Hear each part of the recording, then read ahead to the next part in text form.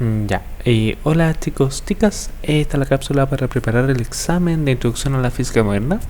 Tengo entendido que iba a entrar toda la materia, pero después del control 3 siguieron avanzando con materia nueva. Entonces lo que es esta cápsula es abordar esa materia nueva.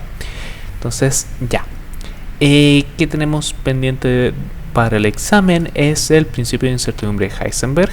¿Qué nos dice este principio? Que la naturaleza nos impide medir con absoluta precisión lo que es posición y momentum al mismo tiempo. Tienen la multiplicación de las incertezas, está acotada por abajo por h barra medios, donde h barra, recordemos que es la constante en Planck dividido por 2pi. Y de forma análoga tenemos que la incerteza de la energía por la incerteza en el tiempo también cumple esta cota, ¿ya? Entonces, super, después siguieron avanzando y llegaron a lo que es la ecuación de Schrödinger, ¿ya? ¿Y qué nos dice la ecuación de Schrödinger? Es que, bueno, nos dice lo siguiente, eso, y h barra, la deriva temporal de psi es igual al operador hamiltoniano operando al vector psi. Entonces hay mucha información nueva acá, ¿ya? De partida, ¿qué es el vector psi? Es lo que se llama la función de onda. Ya vimos que la naturaleza de las partículas tiene una dualidad onda-partícula. Entonces, dados estos experimentos, nos conviene introducir lo que es función de onda. Función de onda lo vimos para el control 1. Ya habíamos dicho que era una función que dependía del espacio y del tiempo. Como estamos hablando ahora de partículas, de esta interpretación cuántica, tiene una variable más bonita, que es la variable psi. Pero al final de cuentas es una función de onda, ¿ya? ¿Qué más comento? Tengo acá el operador hamiltoniano. ¿Qué es el operador hamiltoniano? Es una forma elegante de referirse a la energía. ¿Y qué es el operador hamiltoniano? Simplemente el operador energía cinética más la energía potencial. Y bueno, la energía cinética, que es un medio masa velocidad al cuadrado, lo podemos reescribir como momentum al cuadrado dividido 2 sobre la masa más energía potencial. Y bueno, se puede demostrar que el operador momentum es igual a esta cantidad menos IH barra dx, la derivada espacial. Y noten algo importante que está surgiendo acá en este nuevo concepto. Estamos hablando de operadores, y básicamente, ¿qué significa un operador al cuadrado? Significa aplica esta función dos veces, es decir, multiplica por menos IH barra, luego deriva dos veces. Entonces, el operador momentum al cuadrado significa multiplica por menos IH barra dos veces. Ahí me va a quedar menos H barra cuadrado. Y deriva dos veces, la segunda derivada. Entonces, yo creo que esta es la expresión que están más familiarizados con la ecuación de Schrödinger, ¿ya? Entonces, ok, lo que viene a ser la ecuación de Schrödinger es decirnos cómo evoluciona, cómo se comporta la función de onda dependiendo del contexto de la situación. Entonces, bueno, luego tenemos la interpretación de Born, que nos dice que la función de onda no es cualquier cosa, sino que se relaciona con una densidad de probabilidad. En específico, la densidad de probabilidad de encontrar una partícula en alguna parte es simplemente el valor absoluto al cuadrado de la función de onda. Y como la función de onda puede ser una variable compleja, recordemos que el valor absoluto es simplemente el valor conjugado por sí mismo, ¿ya? Entonces, súper, como tenemos una densidad de probabilidad y esta es una variable continua, nosotros nos podríamos preguntar, bueno, ¿cuál es la probabilidad de encontrar la partícula en alguna región? Entonces, la probabilidad de encontrar la partícula entre A y B simplemente sería la integral de A hasta B de esta densidad de probabilidad, ¿ya? Entonces, algo importante que somos de las probabilidades, probabilidad discreta, es que la suma de todas las probabilidades den 1, en el caso continuo que la integral en todo el espacio me dé 1. Entonces, este bicho de acá el valor absoluto al cuadrado de la función de onda debe estar normalizada. Eso quiere decir que la integral de menos infinito a infinito de este bicho tiene que ser igual a 1, ¿ya? Entonces, ¿qué estaríamos preguntando? ¿Cuál es la probabilidad de que la partícula esté en menos infinito a infinito? Sabemos que la partícula está ahí, así que esa probabilidad tiene que ser 1, ¿ya? Entonces, súper, luego uno analiza qué pasa en estados estacionarios, en donde ¿qué uno dice en estados estacionarios? Es que esta densidad de probabilidad no depende del tiempo, sino que solamente del espacio. Un ejemplo es un electrón en un átomo. Sabemos que ahí está, depende netamente del espacio, ¿ya? Entonces, ¿cuál es el truco? Uno dice, bueno, podemos utilizar variables separables. Que la función de onda, que es una función del espacio y del tiempo, la podemos pensar como una función netamente espacial o una función netamente temporal. Entonces, si uno desarrolla la ecuación de Schrödinger, uno puede ordenar estos bichos y uno llega, bueno, puedo juntar todas las funciones temporales en una parte y puedo juntar todas las funciones espaciales en otra parte. Y bueno, dado que tenemos una igualdad de algo que depende solamente del tiempo y de otra parte que depende solamente del espacio, y estos bichos son iguales, bueno, no les queda nada más que esto sea una constante, ¿ya? Entonces, si uno desarrolla ambas ecuaciones, uno llega a cuál es la expresión para la coordenada, para la función temporal, y aparece que es una exponencial de menos i sobre h barra por t, ¿ya? Acá estoy omitiendo la constante integración porque uno se la tira a la función espacial. Y bueno, ¿qué nos queda para la otra ecuación?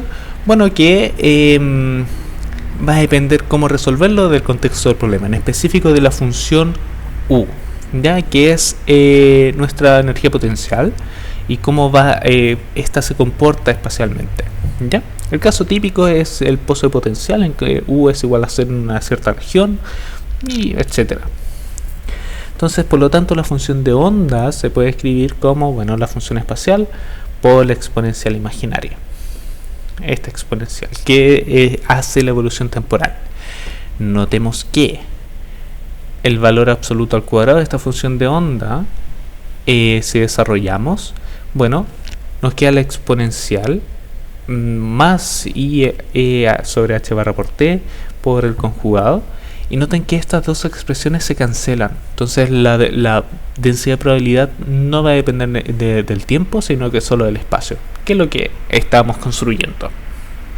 Entonces es un bosquejo muy grande lo que es mecánica cuántica, en específico ecuación de Schrödinger, ¿ya? Y luego pasaron a otro tópico un poquito distinto, que es relatividad especial, ¿ya? Entonces, a modo de contexto, sabemos, bueno, en Introducción a la Física Clásica vimos el principio galileano de relatividad, que básicamente nos dice que las leyes de la física son invariantes en todos los marcos de referencia. Entonces, ¿qué hicimos en Introducción a la Física Clásica? Hicimos lo que era una transformación galileana, donde en síntesis, digamos que las velocidades se suman, ¿ya? Pero ¿qué es lo que sucede? Viene Einstein y establece su propio principio de relatividad, que menciona primero, las leyes de la física son invariantes ante cambio de marcos inerciales de referencia, y segundo, en todos los marcos inerciales la rapidez de la luz en el vacío tiene el mismo valor, ¿ya? Entonces, independientemente si uno va en un auto a una velocidad muy alta y enciende una linterna, la velocidad que uno mida en ese auto va a ser lo mismo si yo me quedara quieto, ¿ya? ¿Qué es lo que pasa con este segundo punto? Es que rompe algo que para nosotros es algo súper cotidiano, que es la simultaneidad, ¿ya? Entonces, para desarrollar esta idea, Einstein propuso algunos experimentos mentales y veamos algunos de ellos. Primero, simultaneidad. ¿Por qué se rompe? Notemos lo siguiente. Imaginemos cuál es este experimento desde el tren y un rayo. Supongamos que tenemos una persona quieta sobre un andén y otra persona que va sobre un tren que va a una cierta velocidad. Sobre este tren, en un cierto instante, caen dos rayos, ¿ya? Entonces, si la persona que está en el centro o se queda quieta, va a ver que los rayos, dado que está en el centro, van a llegar al mismo tiempo, ¿ya? Pero ¿qué va a ver la persona que está en O'? Bueno, que la información del rayo de acá llega mucho antes que la información del rayo de acá, ¿ya? Entonces, ¿qué va a decir de la persona dentro del tren?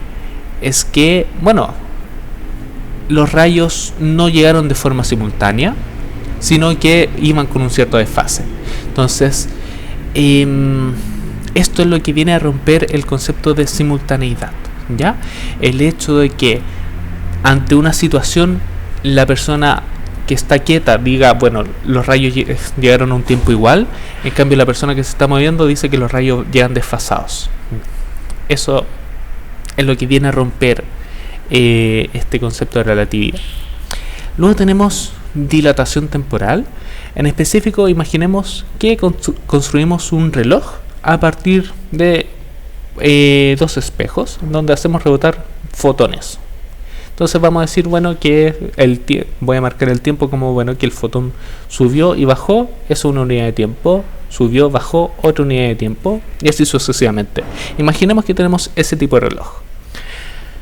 Si colocamos ese reloj dentro de una nave, bueno, o sobre un tren, la persona que está dentro del tren lo que mide es, bueno, que el reloj es simplemente la subida y la bajada del fotón. Eso es lo que ve la persona. Pero ¿qué pasa con alguien que está quieto y este tren se está moviendo? Va a ver que este rayo de luz sube, baja, pero de forma diagonal, ¿ya? Y que lo que sucede, bueno, que acá se está formando una hipotenusa. ¿Y qué sabemos de la hipotenusa con respecto a este cateto de altura? Es que, bueno, tiene que ser mayor. Entonces, y que sabemos también que la velocidad es de la luz para este observador es la misma velocidad de la luz para este observador. Entonces, este camino es mucho más largo que el de subida y bajada. Por lo tanto, la persona va a ver que el tiempo transcurre más lento a comparación del observador O', ¿ya? Entonces uno puede desarrollar esa idea. El tiempo que mide el observador prima es simplemente 2 veces la distancia en que estén estos espejos, digo, la velocidad de la luz.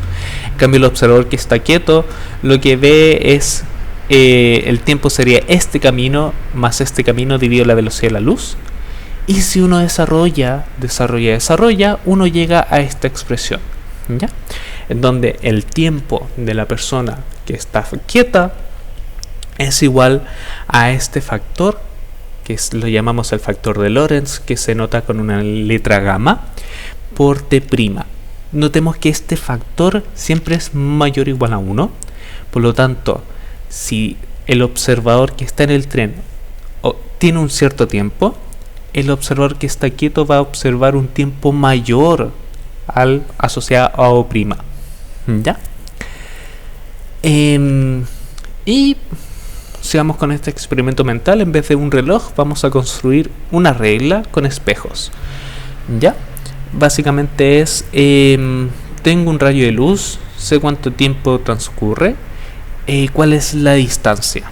Entonces supongamos que vamos a medir distancias con esta regla, ¿ya? Y pongamos esta regla en un tren que va con una cierta velocidad. Tenemos un observador O' y un observador que está quieto fuera del tren, un observador O.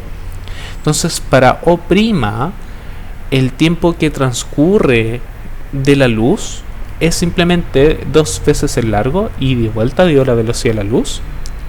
Y para O, para el observador que está quieto, el tiempo de ida y vuelta va a diferir, ¿ya? Porque difiere. Bueno, el tiempo total para el observador que está quieto es, bueno, el rayo de luz sale, pero dado que el tren está en movimiento, tiene que recorrer una distancia mayor.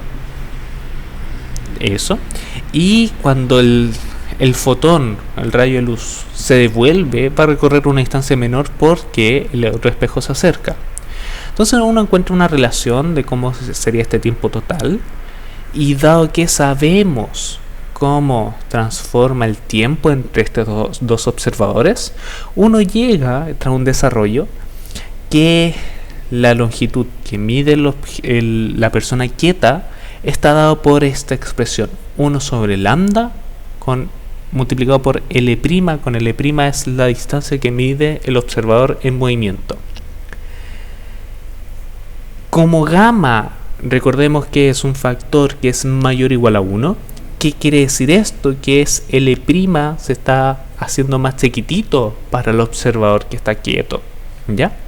Entonces, por eso hablamos de contracción de longitudes. Entonces, en síntesis, para este observador, esta distancia se acorta con respecto a la que mide esta persona. Y para este observador, el tiempo es mucho mayor con respecto al tiempo que mide esta persona, ¿ya? Entonces, súper. De forma general, podemos transformar, vamos a tomar la transformación de Galileo, la vamos a generalizar, y eso es, bueno, transformación de coordenadas de Lorentz, ¿ya? Entonces, si uno desarrolla la misma idea que habíamos postulado con Galileo, que, bueno, esta distancia X que mide un observador en un sistema de coordenadas S con respecto a un punto, bueno, esa distancia es lo mismo que eso más lo que mide el observador en S', ¿cierto? Pero esta posición que mide S' no es la misma que mide S, porque sabemos que como S' se va moviendo, esta distancia para este observador se va a cortar, ¿ya? Con respecto a lo que mide el observador S', ¿ya? Entonces ahí uno tiene, bueno, cómo se transforma la diferencia de coordenadas de X' con respecto a X y la velocidad del sistema de referencia. Y bueno, algo importante que nos decía el primer postulado de Einstein es que la física es invariante ante cambios de sistemas de referencia. Entonces, lo que mida este observador S, que está quieto, y el observador S ve que es S' quien se mueve, bueno, S' puede ser exactamente lo mismo. S' es quien está quieto y es S que se mueve hacia la izquierda con velocidad menos U en ese caso. Entonces, dado ese esquema, uno puede plantear lo mismo de acá arriba, de esta forma. Y bueno, juntando estas dos informaciones, que sabemos que son ciertas, y desarrollando, uno encuentra cuál es la transformación de la coordenada temporal, ¿ya? Entonces, noten acá lo siguiente, considerando el experimento del tren con los rayos, noten que como los rayos tienen distintas coordenadas espaciales, bueno, van a tener distintas coordenadas temporales según O', ¿ya? Para la persona, los rayos, volviendo al experimento del rayo del tren, para la persona que está quieta, los rayos llegan a un mismo tiempo. Para la persona que está en el tren en movimiento, como los rayos están a posiciones distintas, tenemos una diferencia de tiempo entre ellas, ¿ya? Entonces, súper, tenemos la transformación general de estas situaciones relativistas a través de las transformaciones de Lorentz. Entonces, súper. Por último, tenemos lo que es transformación de velocidad. Habíamos dicho, según Galileo, que las velocidades se suman, pero ahora tenemos que respetar el segundo postulado de Einstein. No hay nada más rápido que la velocidad de la luz. Entonces, si yo sumo velocidades, yo podría superar la velocidad de la luz. Tenemos que bloquearlo de alguna forma. Veamos qué nos dicen las transformaciones de Lorentz. Entonces tenemos lo siguiente: X', que es la posición que mide el observador en S', se relaciona de esta forma con lo que observa el observador quieto, y T' transforma de esta forma con respecto a un observador quieto, ¿cierto? Entonces, si uno toma diferenciales, bueno, El gamma es un factor constante porque estamos asumiendo que las velocidades son constantes. Y si tomamos el diferencial de tiempo, lo mismo. ¿Qué podemos hacer? El truco físico, tratar las derivadas como fracciones, que funciona bien. Nos queda lo siguiente, ¿cierto? De x' de t', nos queda este bicho de acá. Noten que los factores de Lorentz se anulan. Nos queda esta expresión. Y cuando, de nuevo tratando como fracción los diferenciales, tenemos que dx a dt, que es la velocidad que mide el observador quieto, menos u. Acá estamos dividiendo por dt, 1 menos 1 sobre c cuadrado super dx a dt es la velocidad que mide el observador que está quieto.